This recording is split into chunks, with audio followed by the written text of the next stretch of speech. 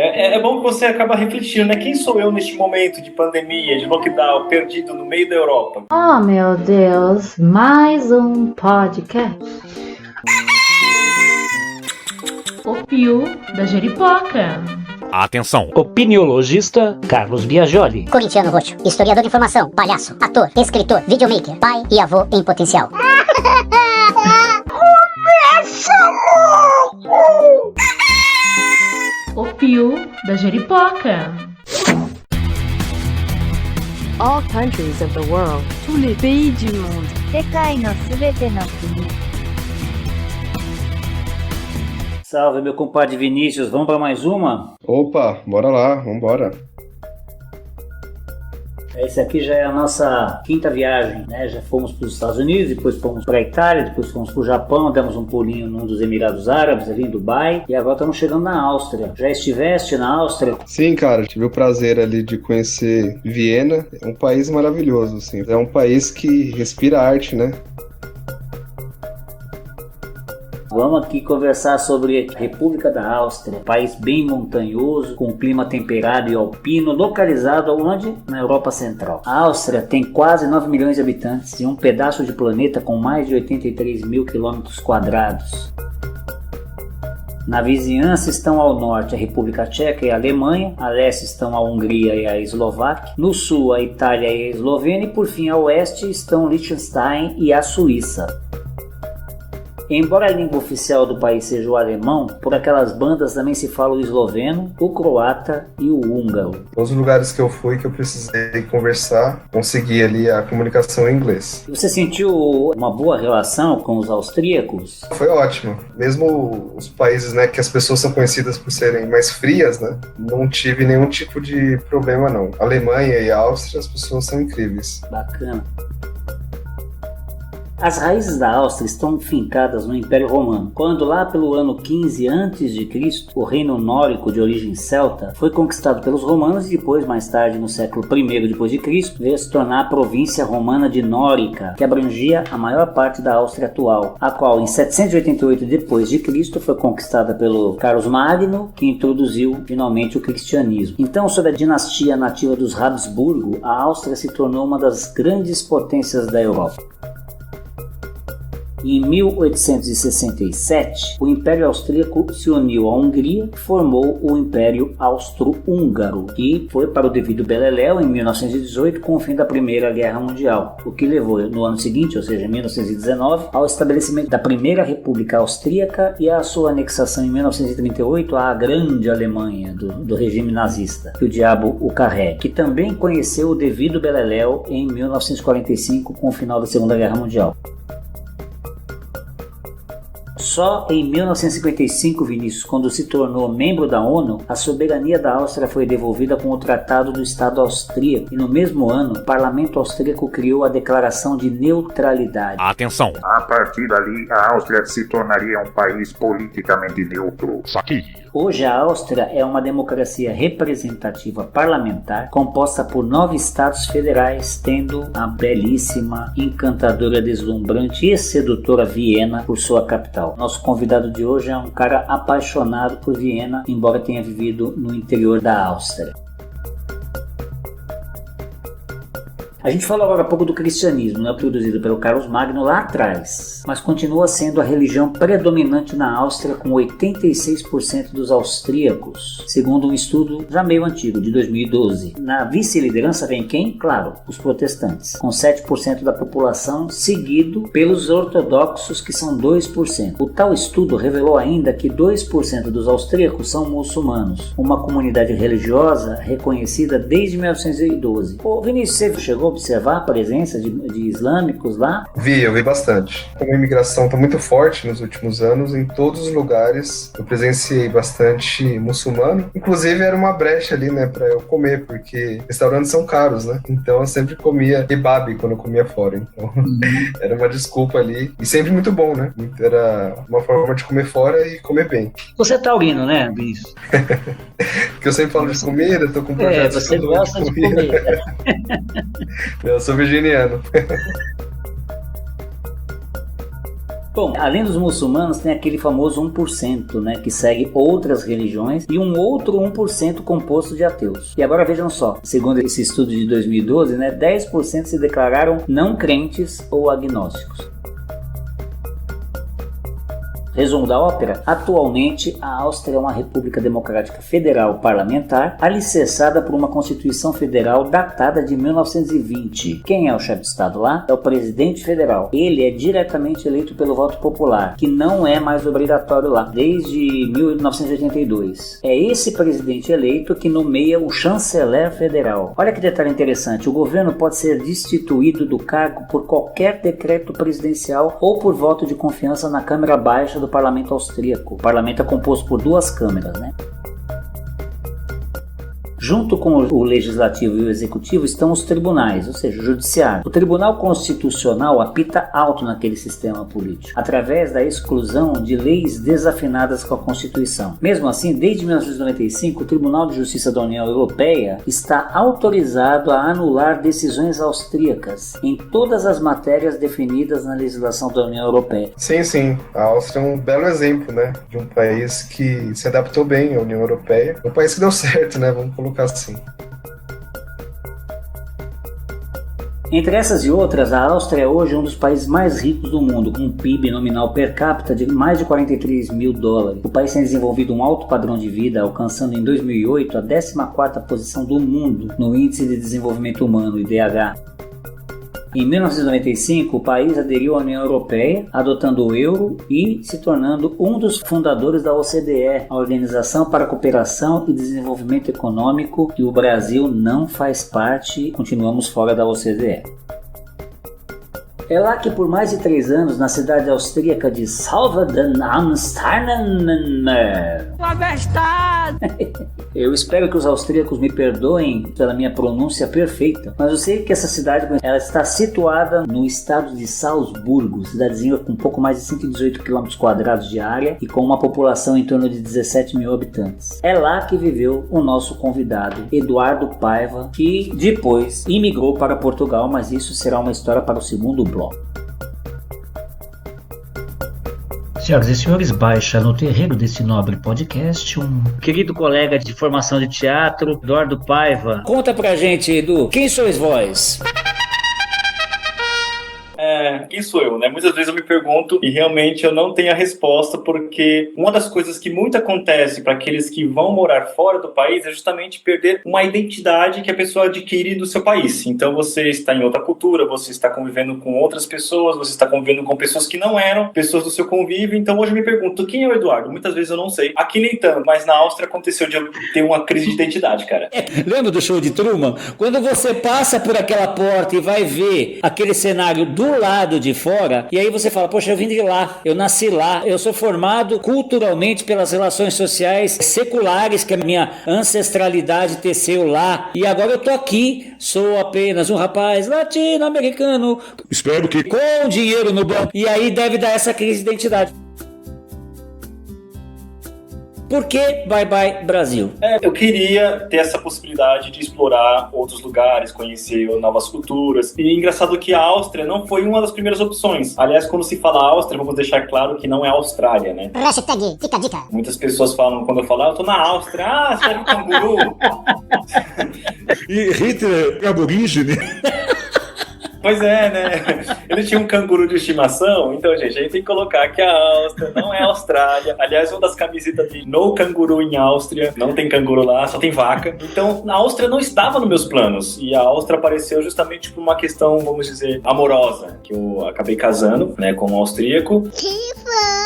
Fui parar na Áustria e, a princípio, quem chega na Áustria, quem assistiu o filme A Noviça Rebelde, é isso. Aquele lugar cenário de filme com as montanhas e aqueles campos verdes e as vacas. Literalmente as vacas gordas, né? Felizes, e chamam inclusive de happy cow, né? Porque são as vacas felizes do campo. Parece cenário de novela. Eu achava que aquilo era fake, que aquilo não era verdade. Então isso já foi um primeiro impacto pra mim, né?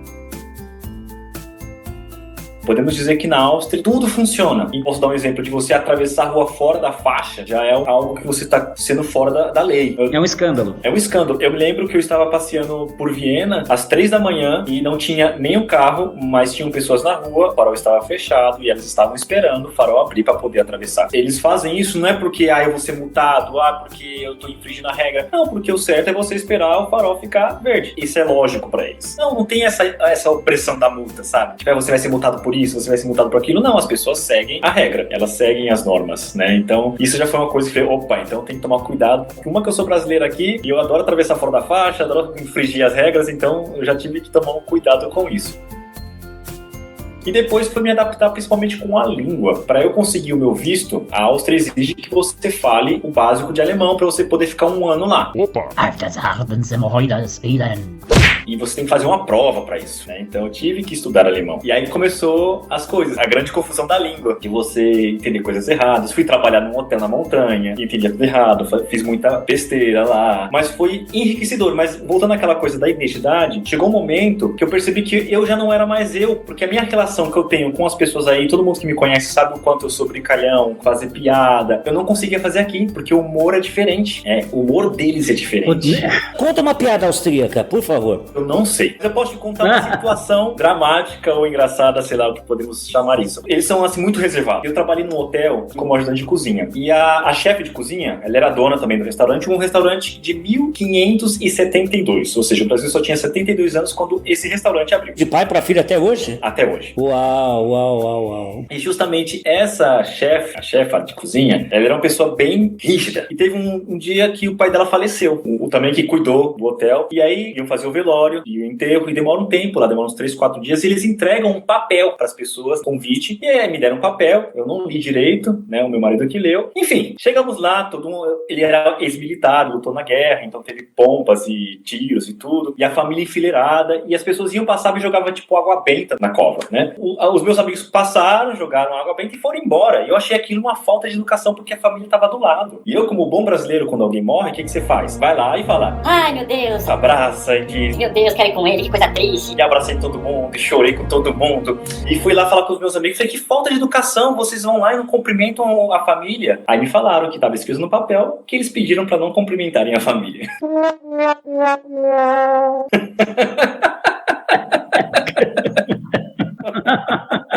Mas azar deles, eles que não sabem o que é bom. Pois é. Nossa viagem, nossas regras. Mas aí eu posso dizer que eu trabalhei 3 anos nesse hotel, e essa senhora, ela é uma senhora bem conservadora mesmo, mas o brasileiro, podemos dizer que desse jeitinho brasileiro, não só o jeitinho de querer se dar bem, mas o jeitinho de saber trabalhar bem e agradar as pessoas. Eu me despedi dela, dei um presente pra ela, ela me abraçou. A filha dela, que era também minha chefe, falou assim: minha mãe nunca abraçou ninguém na vida dela. Aqui, pra não ter que falar nada, você já dá logo um abraço, pergunta como vai, o outro não vai responder mesmo, então...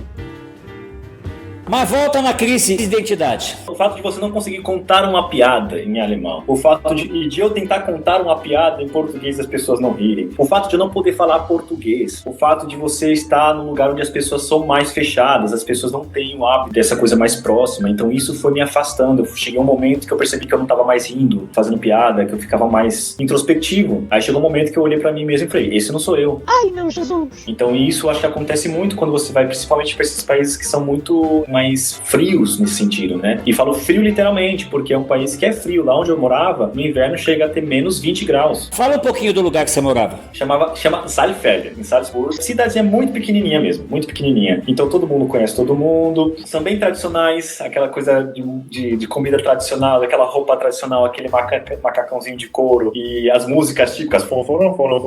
Então, culturalmente falando, é muito interessante conhecer essas cidadezinhas da Áustria, né? E é um dos lugares onde tem uns maiores resorts de esqui da Europa. Então tem muito turismo também. É uma cidade muito bonita. Fala que é tudo mentira isso aqui, gente. É tudo ator, é tudo figurante.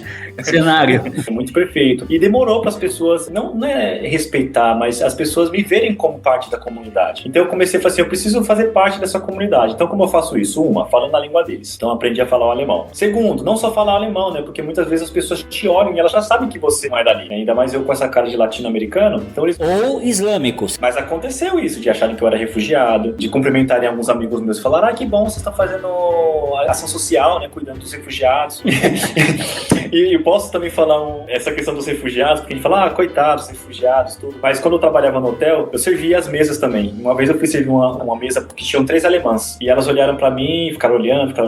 E eu percebi que elas estavam olhando. Falei, pelo jeito elas devem estar meio que me estranhando. E depois que eu fui pegar os pratos, elas perguntaram: De onde você é? Do Irã, do Iraque? Você é da Síria? Eu falei, não, eu sou do Brasil. Ela: Ai, coitado, toma um euro aqui.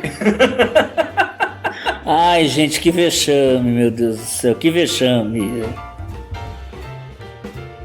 Aí eu percebi isso, eu tinha que falar com as pessoas, então aprender a língua. E aí eu comecei a usar o traje típico deles. Quando eu usava o traje típico deles, as pessoas me cumprimentavam na rua e falavam: olá, tudo bem, como você tá? Então mudou muito. Então eu percebi que eu tinha que me integrar ali àquela comunidade, né? E foi bom pelo fato de aprender a língua. E claro, a gente pode colocar essa questão, o que foi o fator principal para eu ter saído do Brasil também, a questão da segurança, né? Isso é uma das coisas que mais pesa. Todos os convidados falaram a mesma coisa: segurança. Pois é, isso é uma coisa, não é só o fato assim, você não ser assaltado, você não ser roubado. É o fato da sensação de você poder andar tranquilamente, né? Isso realmente, eu fiquei no Brasil nos últimos 11 anos, eu estava numa situação que a minha mãe estava bem doente, ela ficou acamada, ela faleceu ano passado, e durante 11 anos eu adquiri síndromes no Brasil. E uma das síndromes era justamente essa, de ser assaltado, de ser roubado. Então eu estava morrendo de medo de andar na rua, eu estava começando a criar uma síndrome do pânico, e achar que qualquer hora eu ia ser assaltado, qualquer hora eu ia ser assassinado. Eu não conseguia fechar a porta de casa porque eu achava que alguém ia vir e abrir a porta.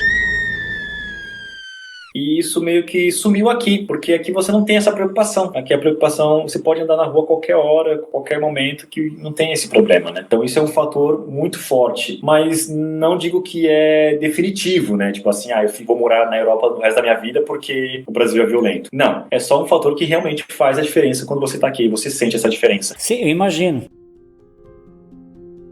Quando você chegou e se deparou com o modo de vida austríaco, o que mais te encantou e o que mais te causou dificuldade? Eu acho que o que mais me encantou é o povo austríaco. Por mais que eles sejam reservados, eles são muito receptivos. Eu não senti em nenhum momento preconceito comigo. Por mais que eu seja brasileiro, por mais que eu tenha cara de refugiado, eu nunca senti um preconceito lá. Assim, a pessoa olhando pra mim e falando assim: esse brasileiro, esse...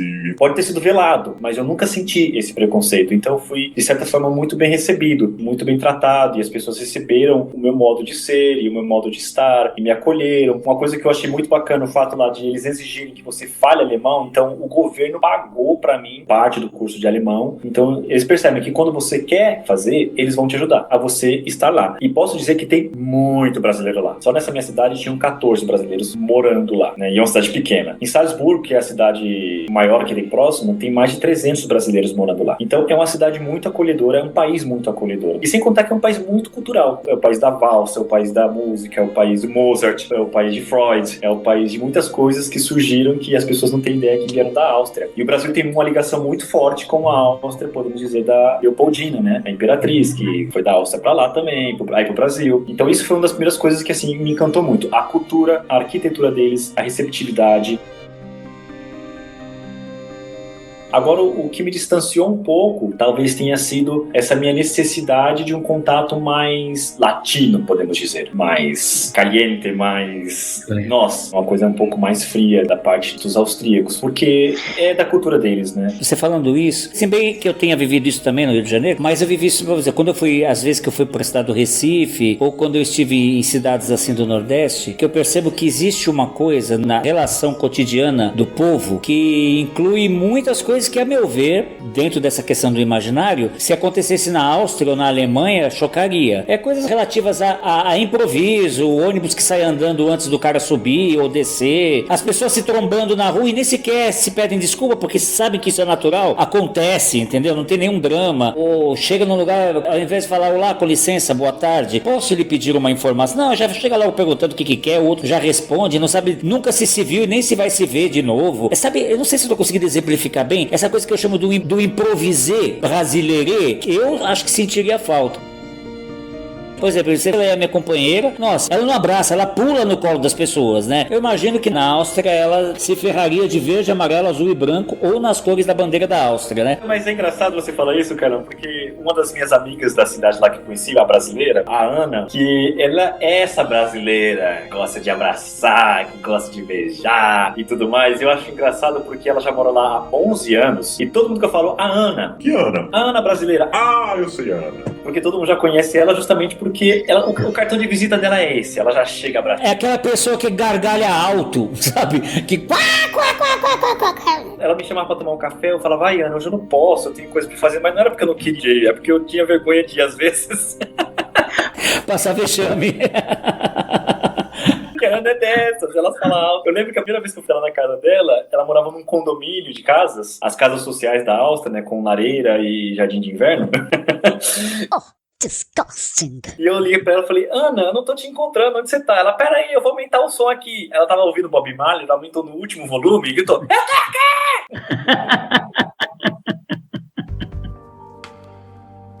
Eu imagino que pro austríaco isso cause um surto, né? Mas eu acho que isso é fantástico, eles respeitam, eles sabem que esse é o jeito dela, sabe? Eles respeitam, ela já tá lá há 11 anos, ela trabalhava, né? Ela trabalhava num dos restaurantes mais famosos da cidade, e todo mundo conhecia ela e respeitava ela porque sabia que ela trabalhava bem. Então isso que eu acho bacana, tipo, sabe que a pessoa é desse jeito, mas a pessoa respeitam ela sabe que tem esse jeito diferente. Isso eu gosto do respeito que tem pela diversidade. Isso é uma coisa que tem aqui na Europa, né? Tem culturas pra todos os lados, você anda 2 horas, você tá num país diferente, com outra cultura, né? A Áustria está entre Itália, Alemanha, Tchecoslováquia, Croácia e tantos outros países ao redor da Áustria, né? Então é muito choque cultural no mesmo lugar, né? Então acho que isso que diferencia um pouco aqui da Europa, é tudo muito perto e tudo muito diferente, né? Igual o Brasil é gigantesco e o máximo de fronteira que a gente pode ter é tipo lá embaixo com o Uruguai e depois com o Paraguai e a gente não consegue nem chegar lá perto, né? Então isso diferencia muito.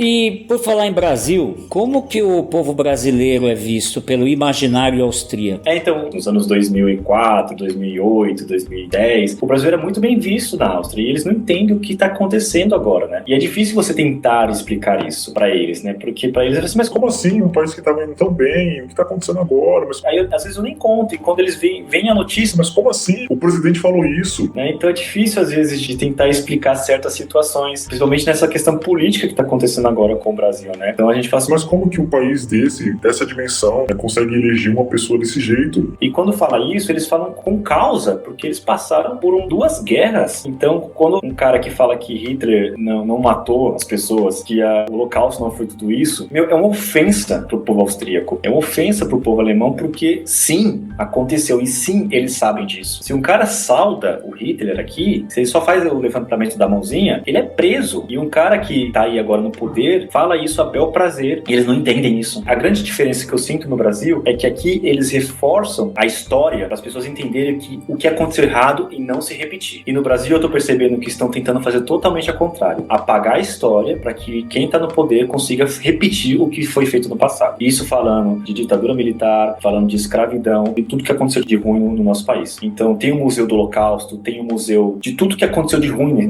na Europa. Por exemplo, eu recebi agora uma amiga que voltou da Alemanha e diz que na Alemanha existe um fluxo de ultradireita que está se apresentando. A Áustria também é governada pela ultradireita, também. Mas aí é o que eu falo, tipo, eu converso com meu marido, que ele é austríaco, e realmente ele fala que as pessoas que estão lá agora estão fazendo coisas absurdas e tudo mais. Comparações de absurdos por absurdos, nós temos absurdos diferentes, né?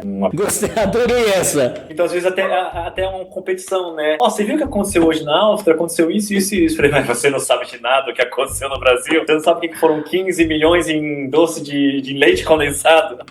Sabe?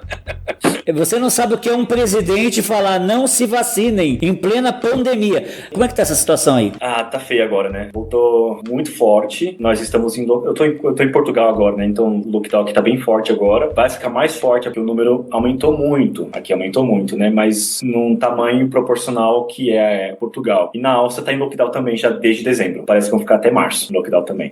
que essas notícias elas chegam meio aqui como assim, ó, a coisa tá feia lá, então vamos fechar. Inclusive Portugal fechou as portas pro Brasil. Muitos brasileiros que estavam aqui não tem como voltar. Voltar pra quê? Nesse momento? Então, mas sabe qual é a questão, Carlão? Tem muitas pessoas que estão aqui e que vieram sem condições. Então, nós estamos no lockdown. As condições só estão para quem realmente é cidadão ou quem tem uma residência aqui. Quem não tem, não tá tendo auxílio. Muito bem, já que ele tocou no assunto, puxei o freio de mão, porque vamos então falar um pouco de Portugal, né?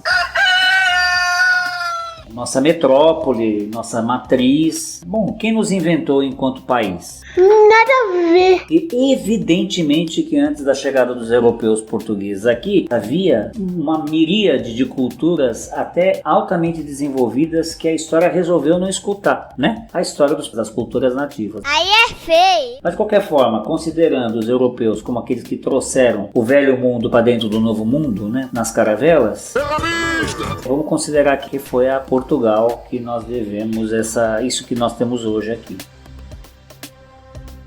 Ó, meu compadre, já estiveste por lá, opa? Já sim, cara, já sim. Nesse mochilão que eu fiz, fui pra Porto e pra Lisboa, e outro país muito legal, né? Um país que tá recebendo muito turista, inclusive o entrevistado falou bastante sobre isso. Tá sendo um refúgio, né? Muitos europeus estão indo pra lá pra curtir o verão e tal. E legal, isso é bom, né? Isso é muito bom. O país tá investindo bem no seu turismo, né? Tem um presidente que eu admiro bastante. Eu acho que ele tá fazendo um governo bem legal.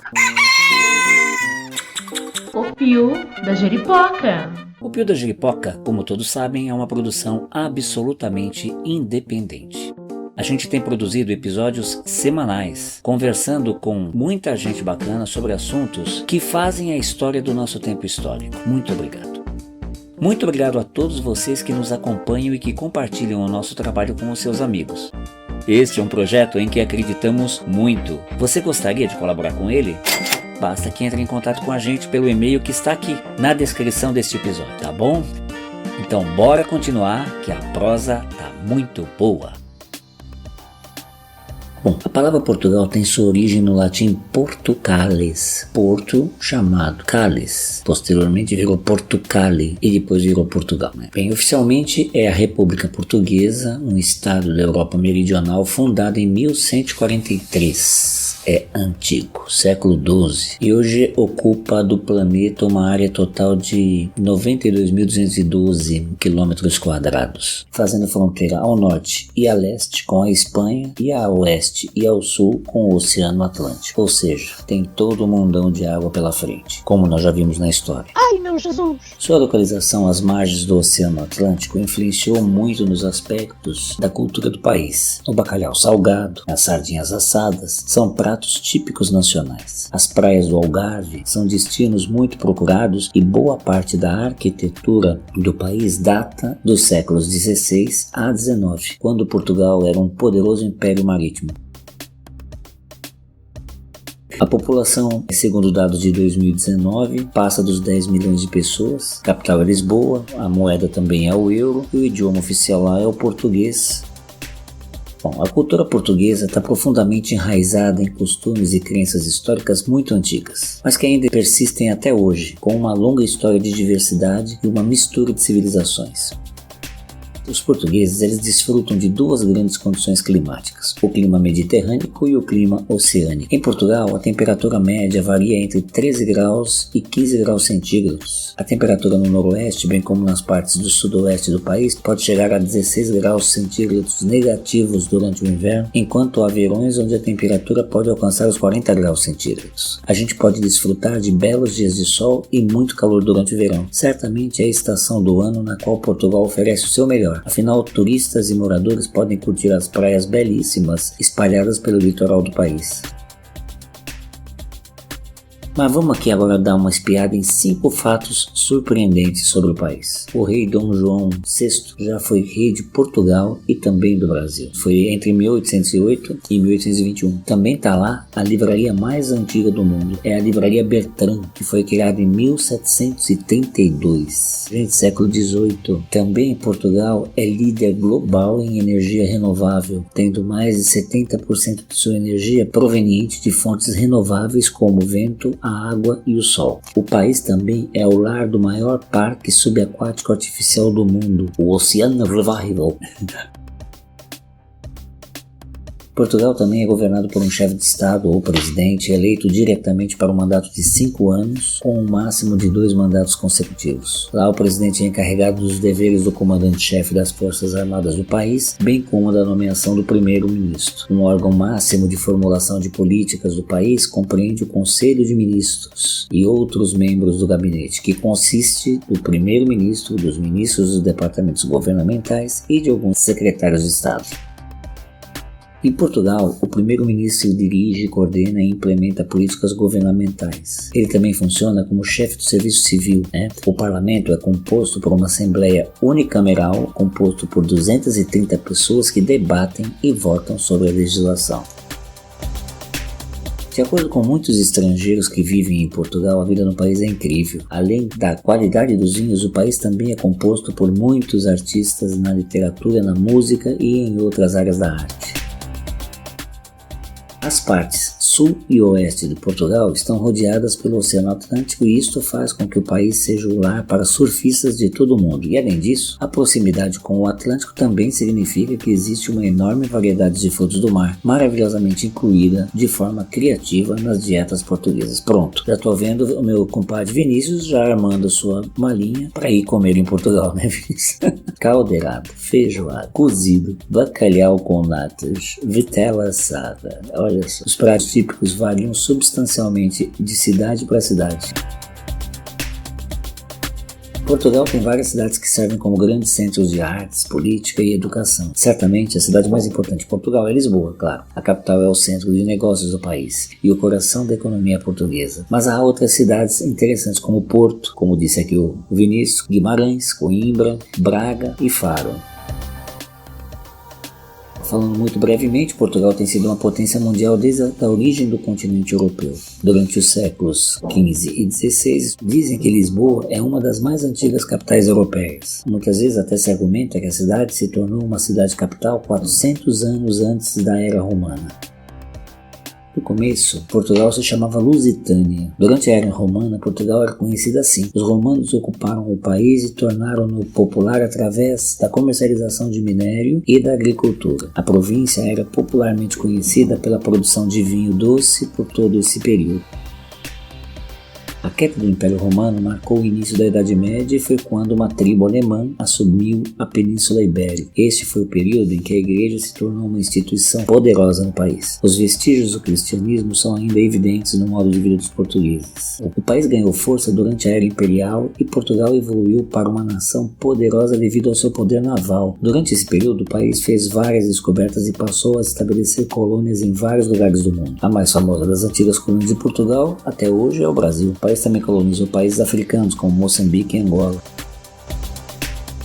Durante a Era Imperial, os portugueses estavam em uma disputa acirrada com seu arquirrival, a Espanha. Portugal tornou-se a primeira potência global, pois foi um dos maiores impérios da época. Em 1578, porém, os infelizes acontecimentos que se seguiram à morte de rei Sebastião I, que morreu em uma guerra na África, esse fato levou a um grande declínio do império e após 28 anos de intensa batalha, Portugal saiu vitorioso na Guerra de Restauro e na subsequente expulsão do rei espanhol que tentou se apoderar de Portugal. De acordo com o Instituto de Economia e Paz, Portugal ficou entre os 5 mais seguros por registrar baixos índices de criminalidade, além de um número reduzido de demonstrações violentas e acesso a armas. Aliás, o governo português realiza grandes investimentos e trabalha muito na educação de jovens e crianças para prevenir o aumento da criminalidade. Todos ali confiam e respeitam na polícia e no sistema judicial, porque ele é muito eficiente. Certamente outra vantagem de morar em Portugal é com relação ao sistema de ensino. As escolas públicas são de excelente qualidade com ótimos índices nas avaliações internacionais. Para você ter uma ideia, mesmo os professores de ensino básico precisam ter pelo menos mestrado para dar aulas. E as universidades em Portugal também são referência internacional. A Universidade de Coimbra, por exemplo, é uma das mais antigas universidades do mundo em funcionamento ainda. A saúde pública também é muito eficiente e de qualidade. E se você mora em Portugal e não tem cidadania europeia, você ainda pode utilizar o sistema público de saúde através do PB4. Por meio do acordo entre Brasil e Portugal, cidadãos brasileiros têm direito a atendimento público e pagam o mesmo valor dos portugueses. Eu confesso que Portugal, sempre que falava, vai pra Portugal, eu falei, não, gente, eu não quero ir pra Portugal, eu prefiro ir pra um outro país, eu sei que em Portugal eu vou ter muito acesso com o brasileiro, muito contato com o brasileiro, e eu não vou ter esse contato que eu quero ter com um outro tipo de cultura que eu não conheço. Não que eu conheça a cultura de Portugal totalmente, mas aí decidi vir visitar uma amiga aqui, e acabei ficando porque eu percebi, que a possibilidade de trabalho com arte aqui ia ser muito mais fácil pra mim, pela questão, claro, da língua, né, e pela questão que Portugal, ela tem muito acesso à questão de montar publicidades, pelo mercado publicitário e tudo mais. E aí eu fui ficando aqui e fui insistindo em estar aqui, conheci amigos e fui vendo espetáculos de teatro e fui sentindo que poderia ficar aqui mais. E claro, conhecendo os prazeres e os dissabores de viver em Portugal. Porque um fator o fato de ter muito brasileiro em Portugal torna Portugal um país que às vezes cria certas dificuldades para os brasileiros. Muitos brasileiros reclamam disso. A vida fica um pouco mais difícil para quem realmente é brasileiro. E aí eu posso dizer que foi uma das heranças que nós recebemos de Portugal, que eu achava que só tinha no Brasil, mas não, tal da burocracia, né? Cara, como eles estão atrasados nesse processo de burocracia. Que sabe aquela coisa que antigamente tinha no Brasil, que eu acho que hoje deve existir ainda, mas não tão forte, de você precisar de 30 testemunhas, de você precisar assinar, de você precisar fazer não sei o quê, e você volta. E todo o sistema, ele faz com que você fique dando volta em ciclos e nunca consiga resolver o problema. Eu tô nesse processo. Isso eu comecei a perceber que Portugal tem muito forte, muito forte. Entendi de onde veio essa herança burocrática do Brasil. Que falta faz um poupa-tempo pra resolver tudo de uma vez só. Porque o brasileiro tem uma mania que tem a ver com o seu viralatismo crônico, creio eu, e nesse sentido eu recomendo escutar o episódio Vira-Lata Eu, sobre decolonialidade, com a Marilu Cardoso, historiadora, que é essa questão de achar que aqui é uma bosta, entendeu? Que tudo que é de bom tá lá fora, e o caramba quatro. O SUS brasileiro mostrou pros trampistas com quantos paus não se faz uma canoa, e etc e tal, e outros exemplos como poupa-tempo. Vou falar nisso, Eduardo. Então não estás tu, ó pá, no berço do socialismo europeu atual?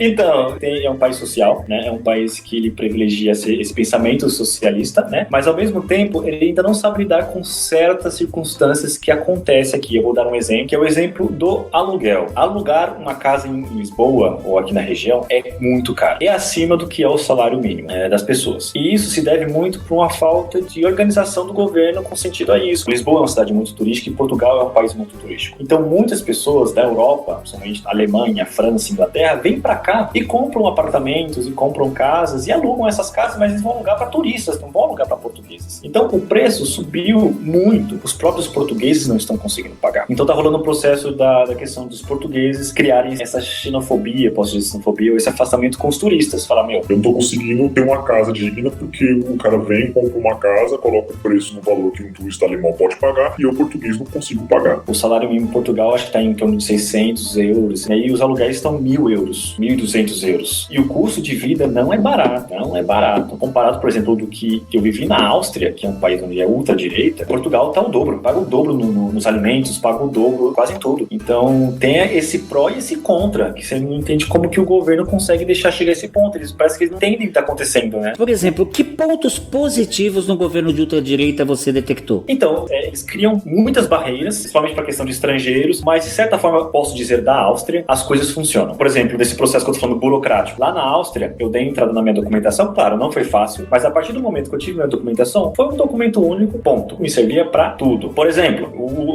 eu trabalhei durante 4 meses no hotel e eles arrecadaram um imposto de 1 ano. Não sabia disso. Depois, no outro ano, eles restituíram sem eu saber o meu dinheiro. Entrou na minha conta e eu, o que é isso? O que é esse dinheiro na minha conta? Sabe? Sem eu precisar fazer qualquer tipo de contabilidade, sem precisar ficar ligando para contador, sem precisar... Não, eles já fazem isso para você. Na Áustria, tudo é de graça. Universidade é de graça, hospital é de graça. Claro, você tem que estar trabalhando. Então, por isso que eles colocam a ideia de que você tem que estar trabalhando. Você não pode estar lá como, por exemplo, um trabalhador independente. Quem é trabalhador independente vai ter que pagar muito mais imposto. Mas se você está trabalhando registrado, consequentemente, você vai ter todos os benefícios de um trabalhador. Então, eu percebi que lá as coisas funcionam muito mais. Tudo tem uma funcionabilidade muito maior. Mas, claro, pode melhorar muito. A Áustria, em si, o país é ultradireita, mas Viena, a cidade de Viena, sempre já há 15 anos é socialista. E é uma cidade, para mim, uma das melhores cidades da Europa para se conhecer e eu quero ainda viver lá. Porque é isso, é tipo um pensamento socialista num país rico, então que as coisas funcionam muito bem.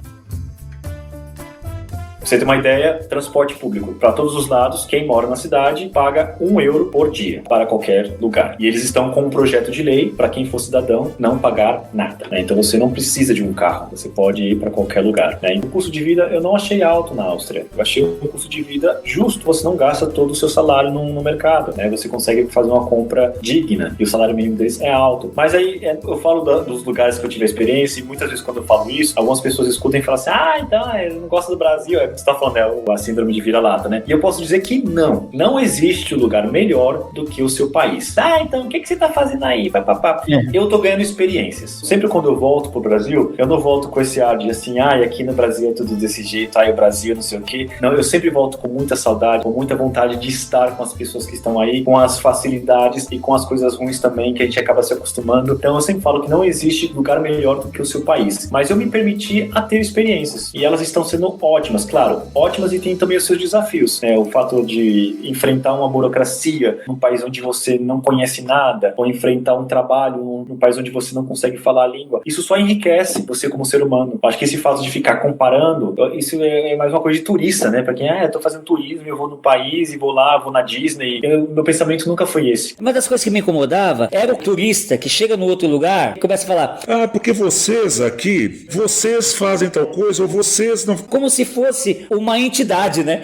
E não, né? Não sei quantas milhões de pessoas existem em Viena, por exemplo, ou em Lisboa, e são milhões de quereres e pensares e sentires diferentes, né? Que vivem dentro de uma determinada mesma egrégora, né? Que é, né, a cultura e tudo mais, né? Mas isso sempre me incomodou, sabe? Isso é coisa típica de turista. Quando você se fixa e você atravessa esse fosso de crocodilo, que são as idealizações que a gente carrega do nosso lugar para outro lugar, e aí via de regra começa a julgar, né? Julgar.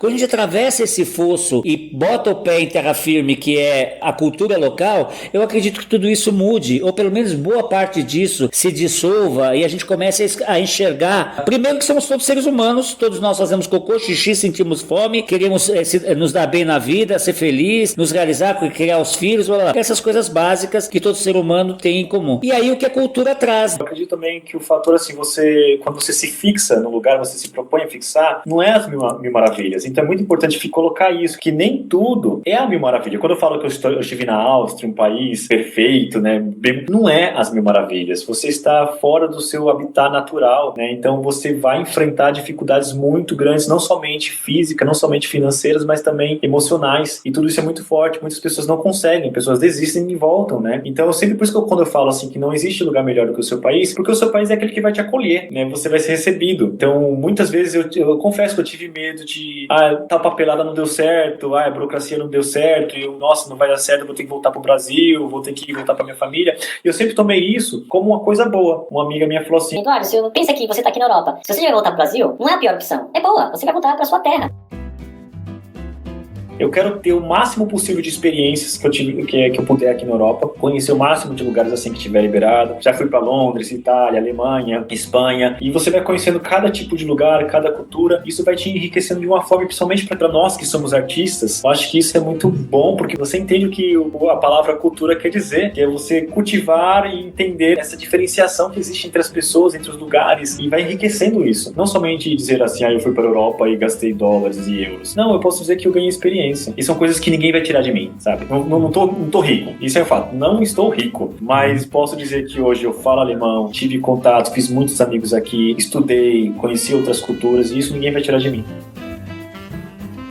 Qual é o humor das pessoas? Qual é o humor de cada país? O que faz cada país rir? Isso é uma coisa que tem me perguntar isso muito, porque a gente acha que todas as piadas, elas são risíveis em qualquer lugar, mas não. Estudando muito, você percebe que o riso, ele depende muito de local, de tempo, de pessoas. Existem os risos atemporais, mas boa parte das pessoas, por exemplo, eu posso dizer que aqui em Portugal, eu ainda não consegui entender qual que é o tipo de humor deles. Assim como na Áustria também, eles têm um humor muito ácido. E eu tenho uma pesquisa justamente sobre isso, o que faz as pessoas rirem em cada país. Na Áustria, eles fazem muita piada dos alemães, que são os vizinhos deles lá, né? Fazem muitas piadas também dos outros países vizinhos. Então, o que faz cada país rir? Isso é uma coisa que eu tenho muito interesse de fazer essa pesquisa artística aqui, né? E levar para o Brasil.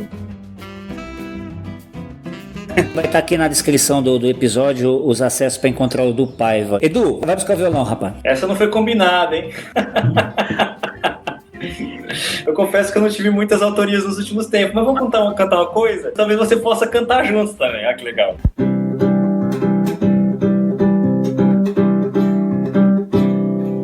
Garçom, se prepara porque aí vem ele, fugindo com o olho cravado no espelho. Garçom, solta um gole sem era nem beira, bem farto no gargalo da garrafa cheia. Garçom, solta agora mesmo uma overdose, que ele paga dobrado em cash no ato. Garçom, só não vale conhaque nem mato, só dose do prazo ingênuo do mais puro amor, do mais puro amor. Essa música foi a primeira música que eu compus nesta vida, né? E foi na época que estivemos juntos na Escola Livre de Teatro em Santo André. Edu, planos futuros, você pensa em voltar a viver no Brasil? Com certeza, com certeza. Aliás, meu objetivo é voltar pro Brasil e ter minha casinha e ficar sossegado no Brasil também. Tá economizando dinheiro aí, como todo brasileiro faz quando viaja? Digamos que sim, digamos que não, digamos que... Qualquer coisa que você economizar aí, você compra um APzinho aqui, uma kitnet aqui.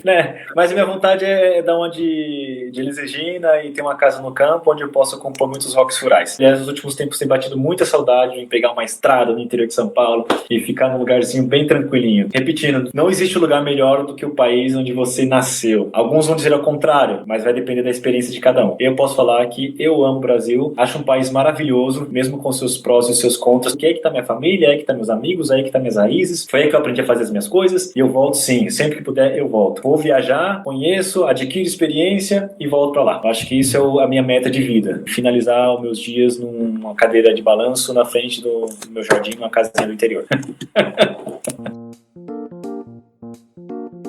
E aí, Vinícius, curtiu? Opa, curti demais, cara. Cara muito legal, super cabeça, viajado, né? Passou por 2 países bem interessantes, né? Cada um com suas próprias características, né? Áustria e Portugal. Legal, adorei. Esse meu compadre, que comanda o TP Mundo, podcast de todos os países do mundo, ele tá agora com uma novidade. Conta aí a novidade aí, Vinícius. Então, cara, tô me aventurando aí, indo pra outra plataforma, além do podcast, né, que agora eu tô indo pra vídeo, fui pro YouTube. Então, além de entrevistar os estrangeiros aqui no meu apartamento, a gente vai comer o prato do país dele. Mas é isso, tô bem feliz aí, tá bom. Meus parabéns e os votos de felicidade. Todo mundo encontra onde mesmo? Dá o arroba aí. A minha rede social é o Instagram, TP Mundo, de todos os países do mundo. Cada episódio eu coloco a bandeirinha lá do podcast, tá bem legal. Você, meu ouvinte querido que acompanha aqui, compartilhe. E nas horas vagas para dar uma descansada, compartilha mais um pouco.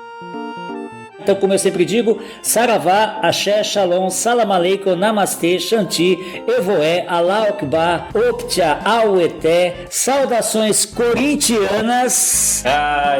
Ouvi amém? Hashtag fui. Valeu, Edu. Falou, Carlão. Obrigadão. O Pio da Jeripoca.